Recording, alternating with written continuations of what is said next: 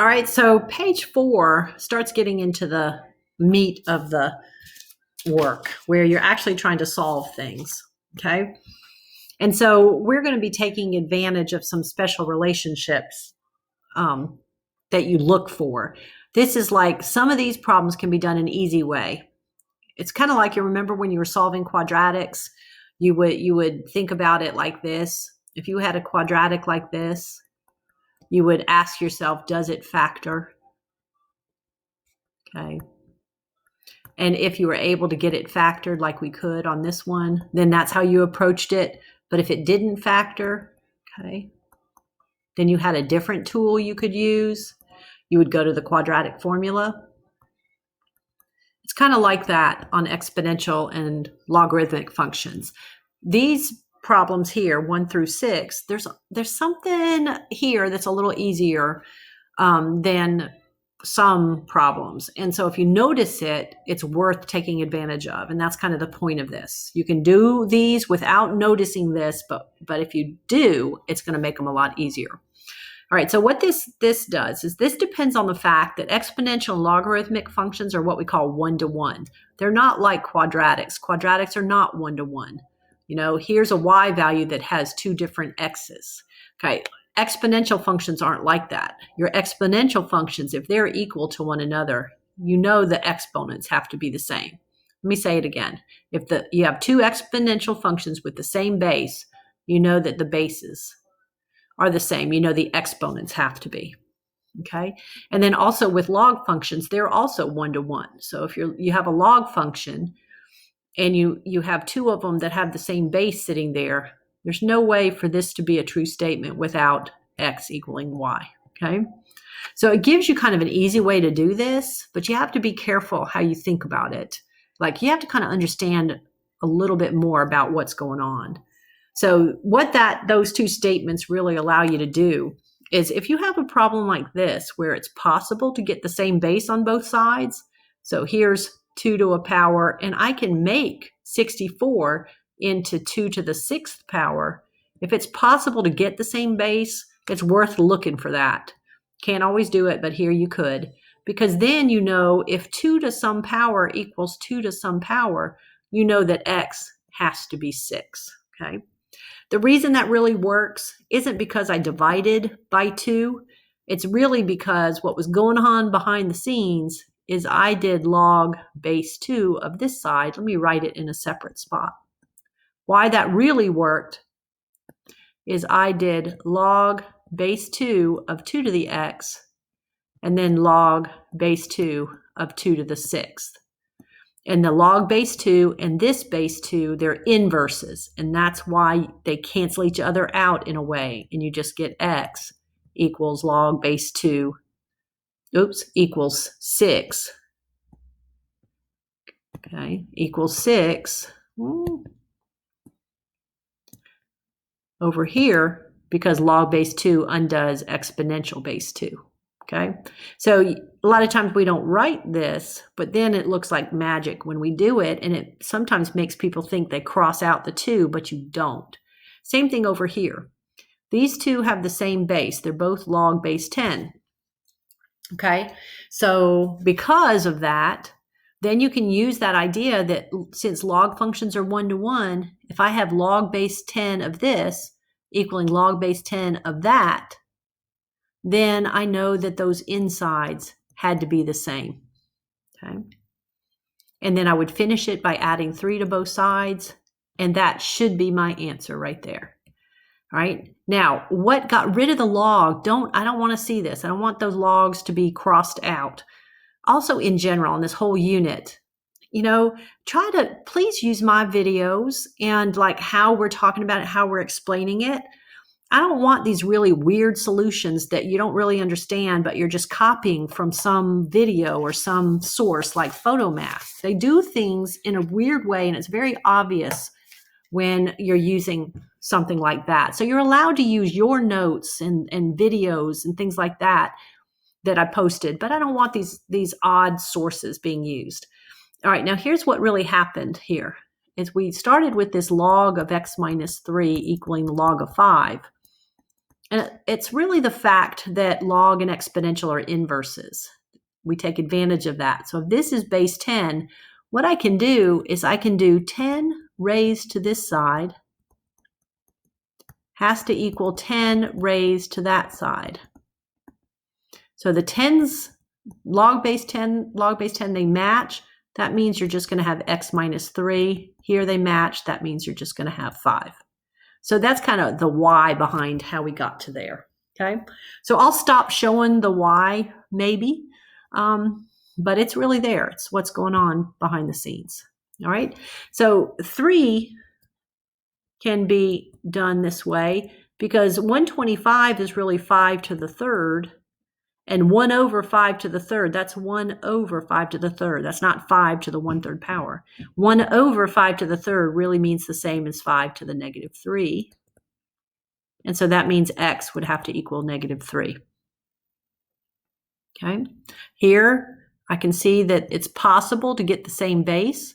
So if this side is base 3, I work to see if it's possible for me to get a 3 over here.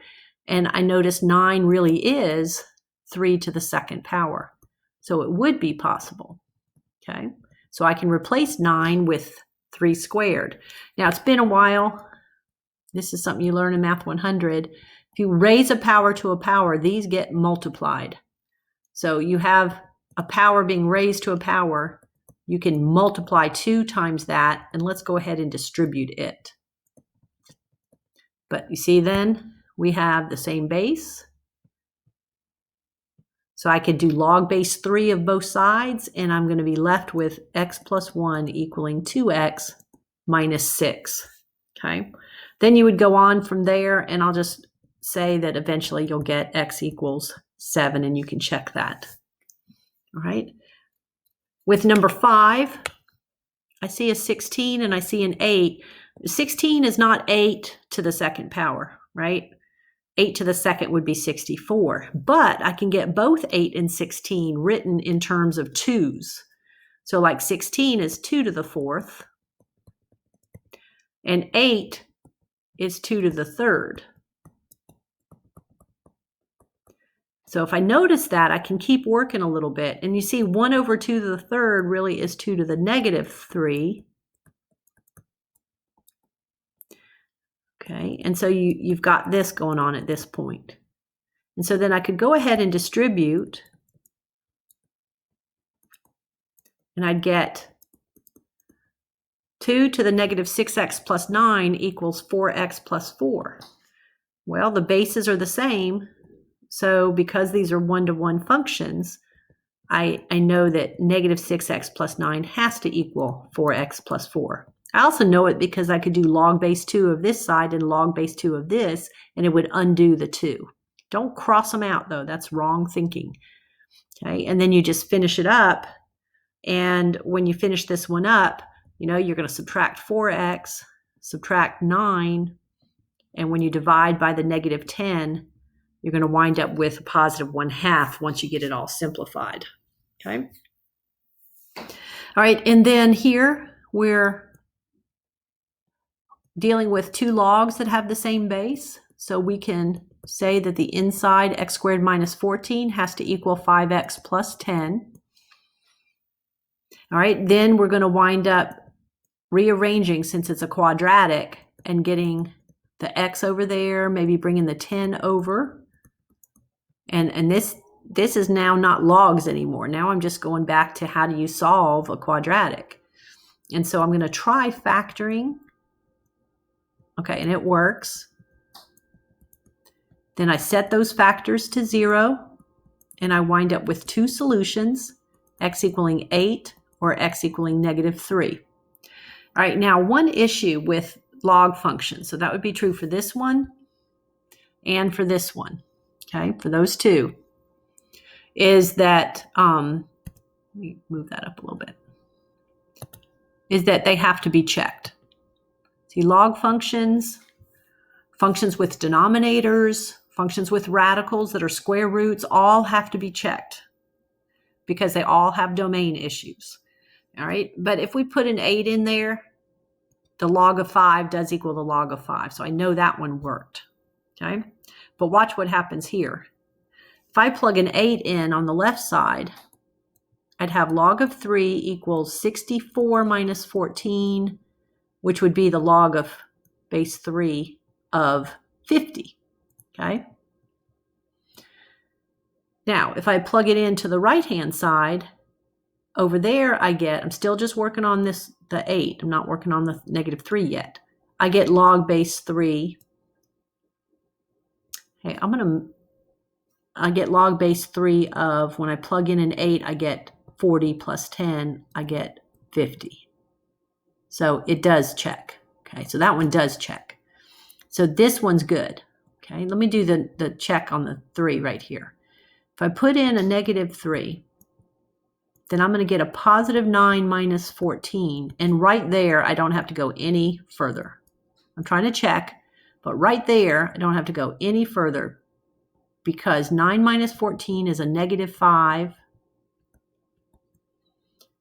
And I can't do the log of a negative number. That's a domain issue.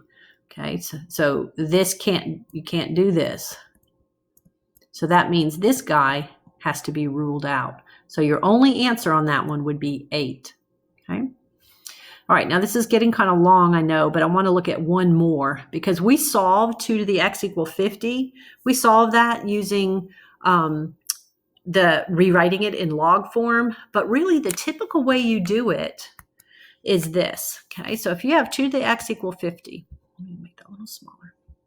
All right, the typical way you see it done is that we're going to really come in here and we're going to do not log base 2 of both sides. We're going to do log of both sides, and we typically use either log or ln because those are the 2 that we have on our calculator. Okay. Problem with that is this is base 10. So this problem and that problem, they're not inverses completely. So there'll be a little adjustment factor.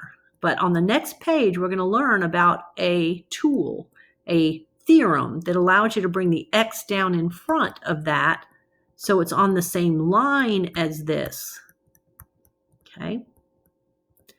And so that's a huge idea, knowing you can do that or being able to do that, because log of 2 you can do on your calculator. It's just a number. So this is just some number times x equals some number. And that's times right there. So to finish the problem and get the exact answer, we're going to get rid of the log base 2 because we're trying to get x by itself. Okay? And so that always had the same value as that whole thing. Don't knock logs separate from the 2. That's not the way to think about it. This is function notation here, not times between the log and the 2. But that would give you x. And then this is your exact answer. If they wanted an exact answer, this is it. And then you can do it on your calculator to get an approximation. And of course, we get what we did before, 5.644. So note, this step right here, you need a property of logarithms. Okay, in order to do that. Okay. And we could have used natural log, and it would have been exactly the same thing if we had used natural log. Okay, so that is the end of that page 4. And that was the end of what we did on Tuesday. So I'm going to stop this.